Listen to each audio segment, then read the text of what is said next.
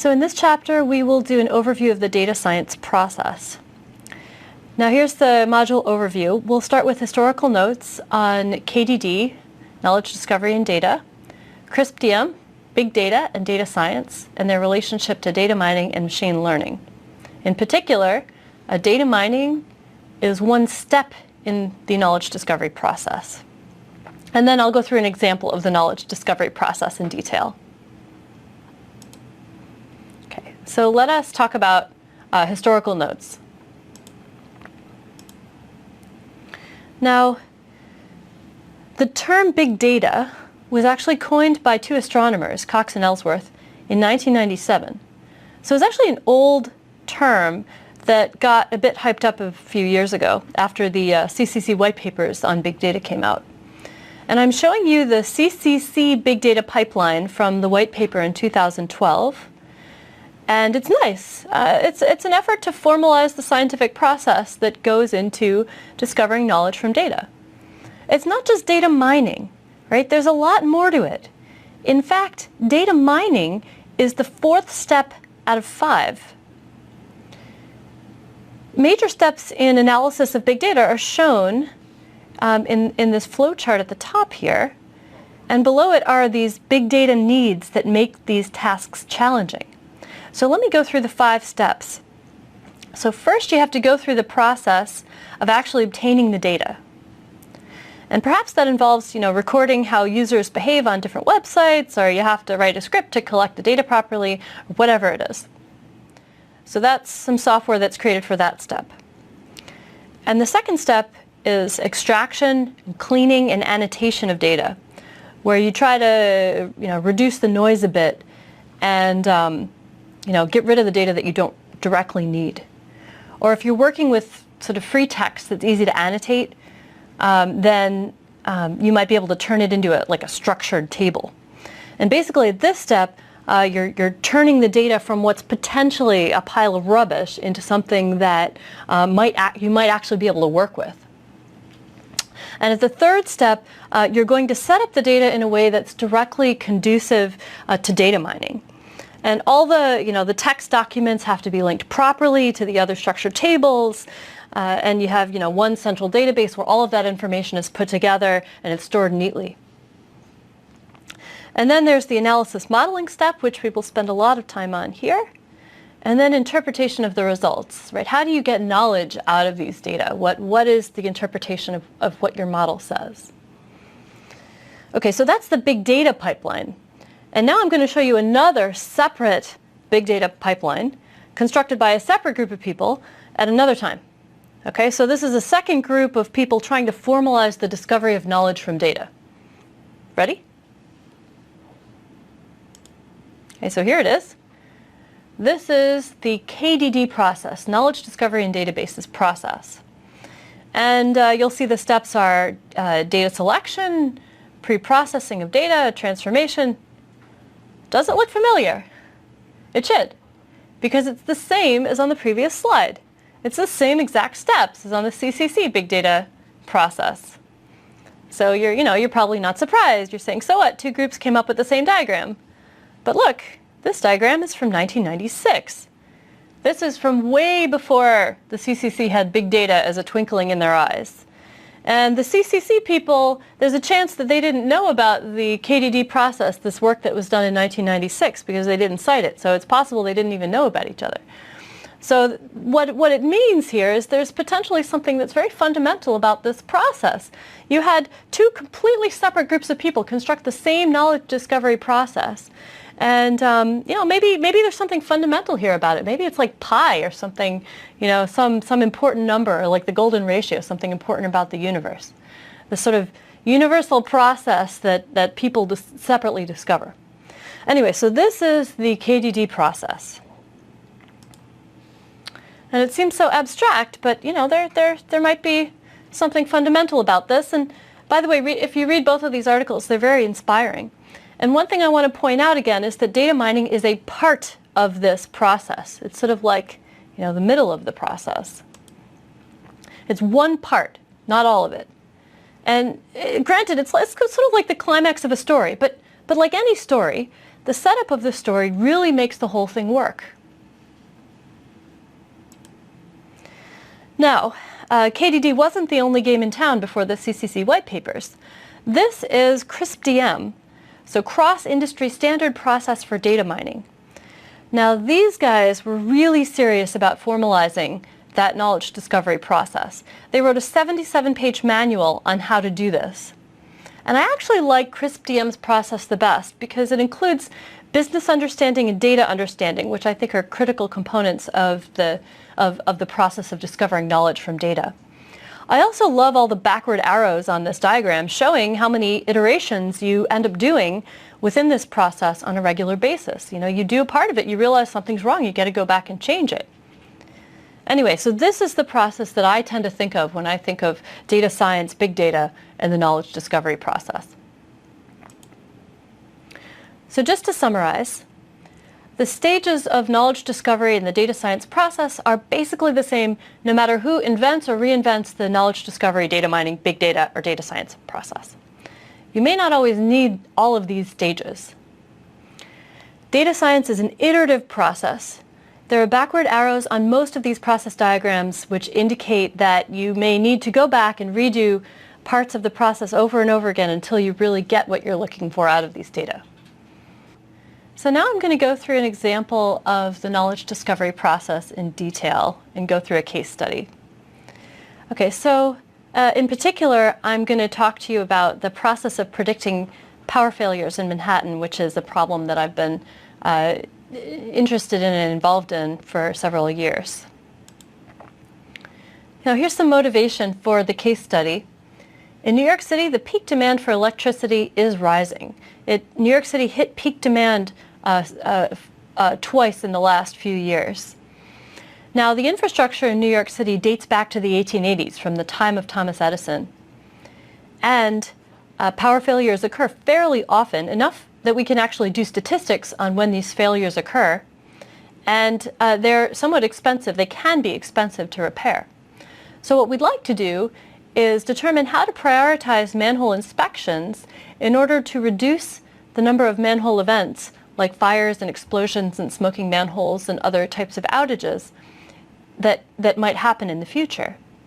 Now this is a real problem. This is an honest-to-goodness real data science knowledge discovery problem. So, none of what I'm telling you here is made up. It's all completely real. So let's talk about the stages in the knowledge discovery process again. We'll just review them. So first, opportunity assessment and business understanding, data understanding and data acquisition, data cleaning and transformation, model building, policy construction, evaluation, residuals and metrics, and model deployment, monitoring, and model updates. So these are essentially taken from the CRISP-DM process because they include, you know, the opportunity assessment and the business understanding and the model deployment. Those two steps are not in some of the other processes. So I like to keep those in there. All right, so let's go to the next slide and walk you through what these stages are. So again, if you want to see the 77-page description, you can go and read the CRISP-DM manual. All right. So opportunity assessment and business understanding. So this is, what problem are you trying to solve? What do you really want to accomplish, and what are the constraints? What are the risks? How are you going to evaluate the quality of the results? If you don't know how you're going to evaluate the quality of the results, don't even start. Don't even bother. You need that particular thing is important, and you should decide it before you start. Okay, and so for manhole events, for predicting manhole events, the general goal was to predict, they told us, they said, okay, let's predict manhole fires and explosions before they occur. But this is not a precise definition, because, you know, what do you mean predict that? How far in advance do you want them predicted? How do you define what is a manhole fire or an explosion, right? All we have are text records. How can we tell which ones were fires and explosions or smoking manholes? And so what we had to do was make it more precise, right? If we predicted a manhole fire would occur the day before it occurs, that's not very useful. So here are our two goals. The first one is to assess predictive accuracy for predicting manhole events in the year before they happen. So that gives the power company a year for their decision process. And the second goal was to create a cost-benefit analysis for inspection policies that takes into account the cost of doing the inspections and also the cost of a manhole fire, of the cost that it would, the cost that the fire itself would take to repair, but also other types of costs that are involved with these types of events. We also wanted to then determine how often manholes needed to be inspected. That's our policy, that's our prescriptive analytics. So these goals are concrete. We can actually form concrete assessments of how well we did with our tasks. For data understanding and data acquisition, here is our collection of data.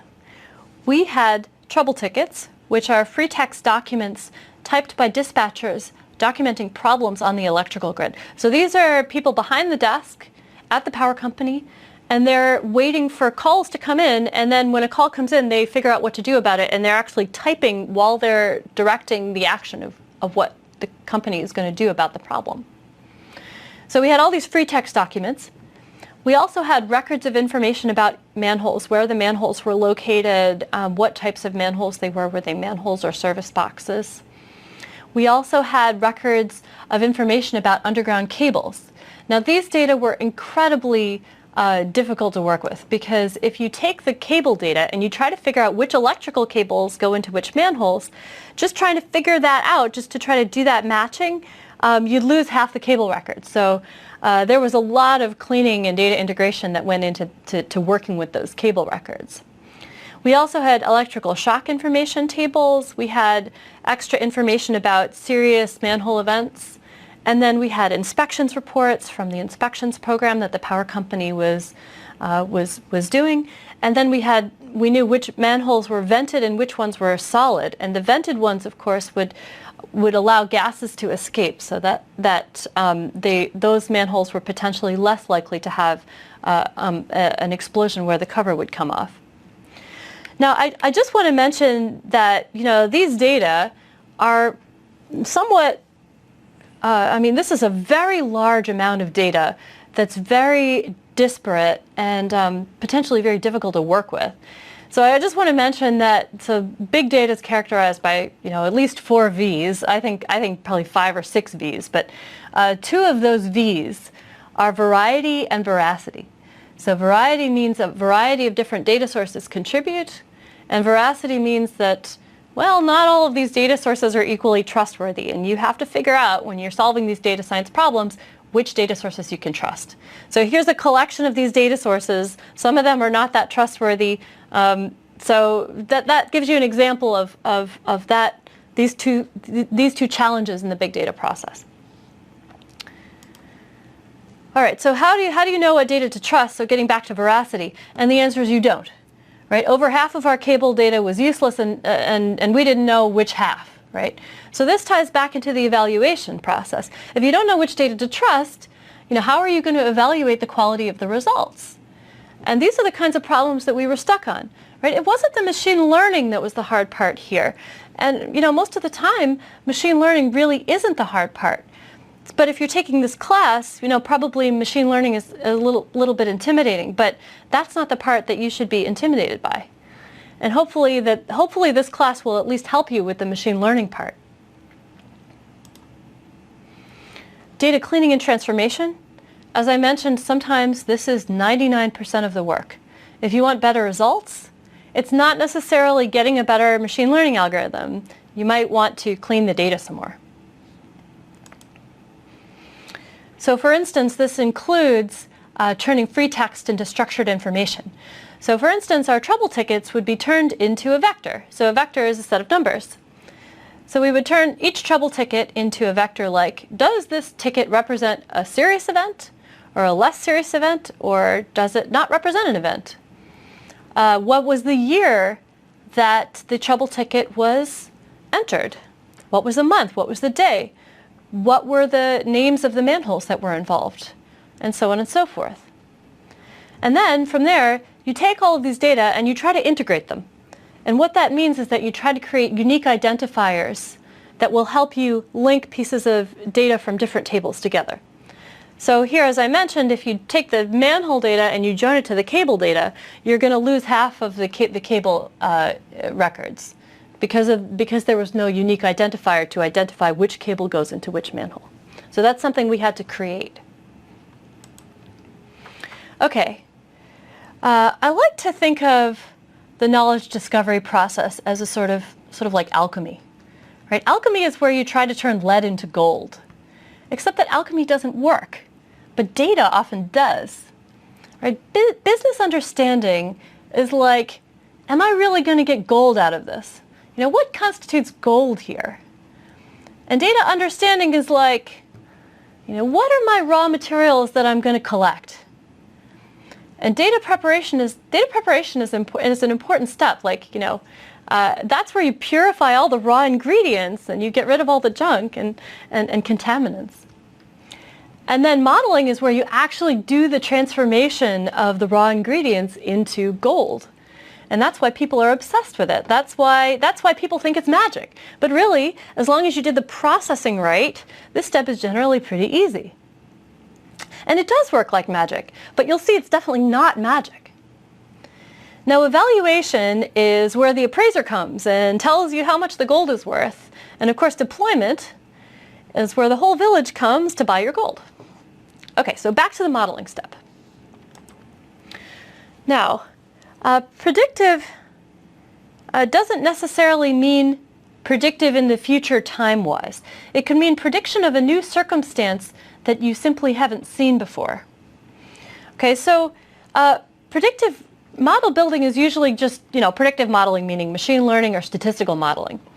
Now, if you want to answer a yes or no question, this is a classification problem. So for manholes, will the manhole explode next year? Yes or no, that's a yes or no question. That's a classification problem. If you want to predict a numerical value, it is then a regression problem. So for instance, if you want to predict what is the temperature going to be tomorrow, this is regression. If you want to group observations into similar looking groups, that's clustering. If you want to recommend someone an item, like a book or a movie or some other kind of product, based on ratings data from other customers, this is a recommender system. And I want to point out that there are many, many other machine learning problems, but what we're covering are sort of the core problems in machine learning. Policy construction. How will your model be used to change policy? So for instance, for manholes, how should we, as data scientists, recommend changing the inspection policy for manholes based on our predictive models? Here's another example. Consider using social media and customer purchase data to determine customer participation if Starbucks moves into like a new city, okay? So once the model is created, how do you optimize where the shops should be located, where the new Starbucks should be located? How big should these shops be? And where are the warehouses? Where the warehouses should be located? So there's a big optimization problem in there. If you know how much people are going to participate and go to the new Starbucks, if it's there, how do you optimize where the Starbucks should be located, where the warehouses should be? And that's a big optimization problem. And that comes after the predictive modeling. Okay, so model building is predictive. Policy construction is prescriptive. Evaluation. How do you measure the quality of the results?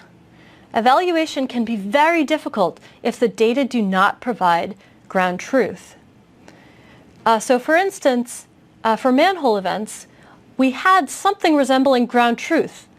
We had the engineers at Con Edison, which is the power company in New York, we had them withhold high-quality recent data about events that they sort of manually constructed themselves. They sort of figured out which events actually happened, and then they conducted a blind test on our predictive models so that they could determine for themselves what is the quality of this result. Okay, so that helped us really ensure that our evaluation was high quality and our model building was high quality. Deployment. Getting a working proof of concept deployed stops 95% of projects. It's like hey, I turned lead into gold, and the reaction is sort of, well, that's nice. You know, this is the most frustrating part of data science, is that you do all this work to discover this knowledge from data, you come up with a policy, and then people don't want to use it. Okay, and the problem is, you know, the goals might change, the data itself might change, the data might change as a reaction to the new policy. I mean, it's, you know, maybe